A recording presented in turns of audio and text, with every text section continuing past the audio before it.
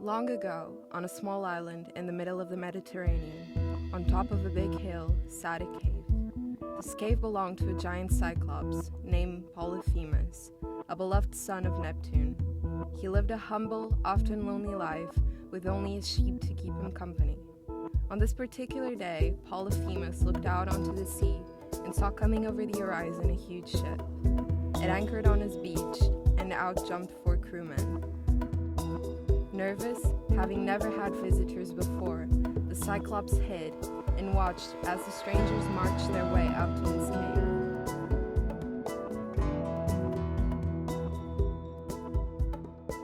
In the cave, the crew members had made themselves at home.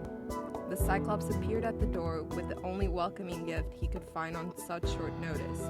Polyphemus clumsily reached to shake their hands, only to miss and rip one of their heads off. Embarrassed, Polyphemus closed the door to keep them warm. The remaining crew fearfully offered their wine to the Cyclops. Having not drunken anything all day, he finished off their last barrel, then passed out. The men tried and failed to open the door by themselves, so that night they hatched an escape plan.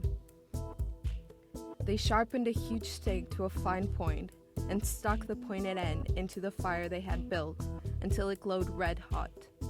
They then took it and drove it straight into the Cyclops' giant eye. Polyphemus screamed in pain, but didn't want his guests to leave on this sour note.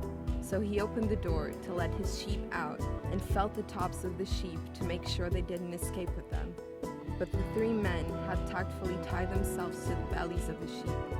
Once a safe distance away from the cave, the men untied themselves and ran for the ship, one of them screaming behind him, "Cyclops, if anybody asks about the injury that blinded you, tell them Odysseus destroyed your eye, the sacker of the cities, Laertes' son, a man from Ithaca."